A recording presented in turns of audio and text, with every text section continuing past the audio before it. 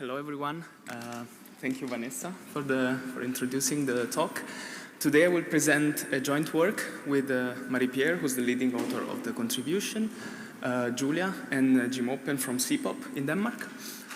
And I would start with a question, which is, who's at higher risk of mortality? And this question is really relevant for policymakers, for health specialists, and of course for demographers. And there is a lot of literature about it. Most of it, or a big part of it, focuses on genetic factors as well as individual risks. But there is a growing share of the literature that focuses on these social factors that we have discussed so much these days. And even on the bag, I liked that yesterday Hal Caswell showed the bag that we received for the conference, saying breaking down by age, sex, and education. So this tells you how much this is really becoming a huge part of our research and how much importance it is gaining in our research, everyday research. So social determinants of health are conditions in which people are born, grow, live, work, and age. And there are, the usual suspects of sex, race, socioeconomic status, neighborhood, and so on and so forth. And there is a huge body of literature that, has analyzed these factors, usually two at a time. So we always have, the sex, the gender component in our analysis, and then we have lots of studies on education or income inequalities in mortality, and we know that there is a clear gradient between high and low educated individuals, and this gradient is consistent in most countries, and it has been possibly widening over the last years. But then we have, and this is US specific, blacks that live shorter lives than whites, for instance, and then we have unmarried individuals with lower life expectancy than married ones. So all these, and there are so many more indicators, are used two at a time at most. When we are lucky, maybe you have 3 indicators. Yesterday, Hal showed an example when we have more than 2. But, what we know from a more recent and emerging body of literature is that when you consider 1 or maybe 2 indicators at the time, you are ignoring, again, Hal presentation yesterday, a lot of the variation that it's still not kept by the factor that we are considering. And here in the slide, you have lifespan distribution by sex in the US, data aggregated 2015 and 19.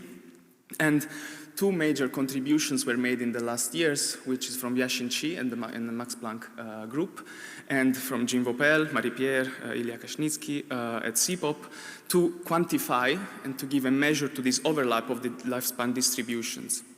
And I will give you a couple of examples to let you know what this actually means. And I will focus on the intermediate, this phi measure, which is the Vopel et al. One, because I'm more familiar with it since I'm at CPOP.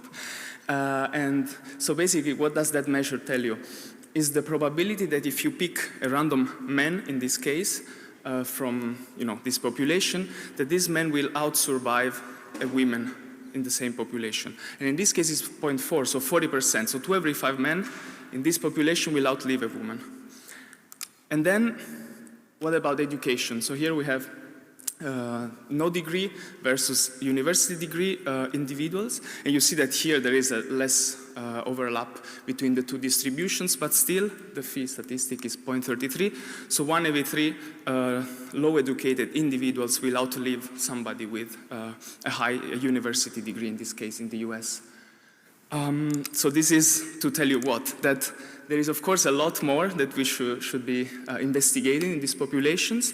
And for this reason, we wanted to take into account as many indicators, social indicators of health as possible, so such as sex, race, marital status, and education. Of course, this has to be allowed by the data that you have, that you can use. And for the analysis, we used US data. We pulled together data from 2015 to 2019. We merged 2 sources of data, also to have causes of death. And we use an age range from age 30 to age 90, because after that it becomes a little tricky with the data. It's too scattered. We focus on these 4 variables that I mentioned. So we have sex, we have education, 3 levels. We have marital status, once again 3 levels, and then race. So if you combine all these variables together, you obtain 54 subpopulations of the US population. The methodology is quite a demographic approach, so we calculate life tables, period life tables, from which we obtain partial life expectancy, compute confidence intervals with the Chang method, and then we use Arriaga decomposition to assess age and cause of death contribution to the inequalities that we observe. And then we also calculate the out-survival statistic by Popel and colleagues. I will start with the summary of the results in terms of partial life expectancy. Please don't try to read any of those populations. We see that 49 is the partial life expectancy of the total US population. What you see is that there is quite a lot of variation in each of the populations. Of course, some confidence intervals are smaller when the populations are bigger, and the other way around. There is 18 years difference between the most advantaged and the most disadvantaged population. And you see that those that are adjacent, the differences are not significant. But then if you take the more extreme ones, they are actually significantly different in statistical terms. But I will get into the results slowly with this that we call tree plot. I don't know if you have a better name, we are happy to hear. And I will start with what is the first variable is the one that differentiates the most these groups, which is education. So we start from the red dot in the middle, which is the total life expectancy of the US population, partial life expectancy that we consider. And then you see the university degree go up, and the high school degree or less go down in this plot. You just need to interpret the y-axis. The x-axis is just to give space to this population to fit, and you will see very soon why. Then we split this population by marital status. And here you already see something interesting. You have some people with the lowest educational attainment that actually overtake somebody who had a higher educational attainment. This is because they were married compared to those who were just previously married. Let's go on, and let's divide now for another social indicator. In this case, we use gender.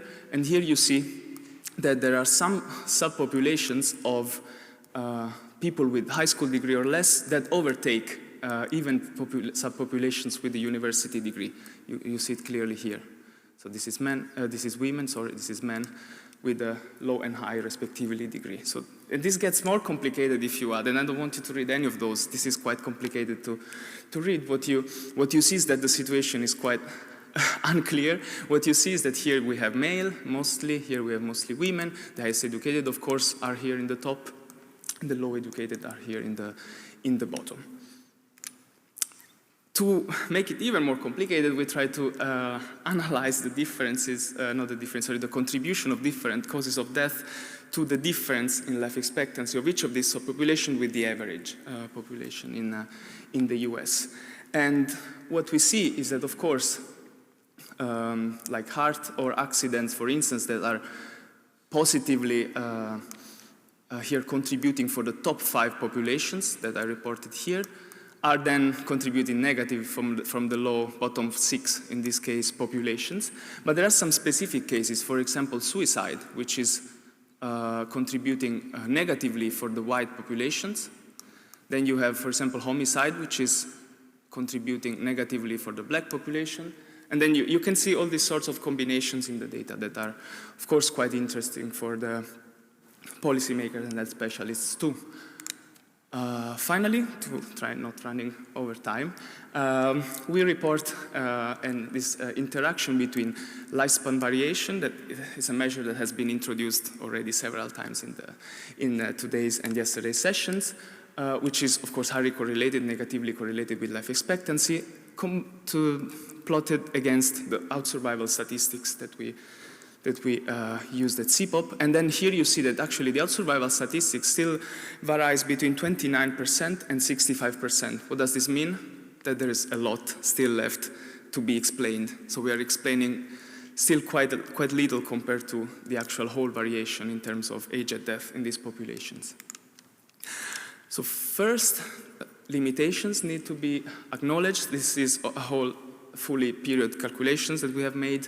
So, the usual limitation of the period calculation come into play, especially in marital status, that is a factor that is quite prone to changes.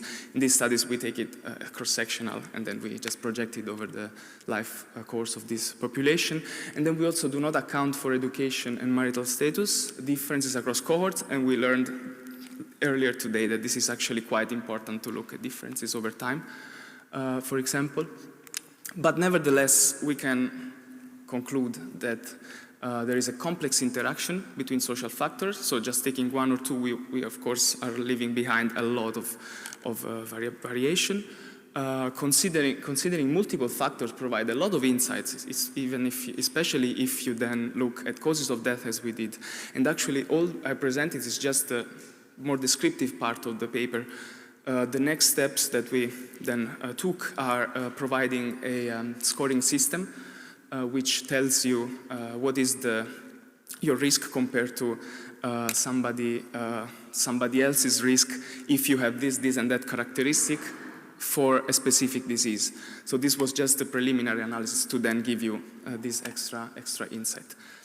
And then, of course, identifying individual risk is actually what we are interested in, and this will help to reduce the overall inequalities. We can somehow tackle the most disadvantaged populations in the subpopulations in the population. Thank you.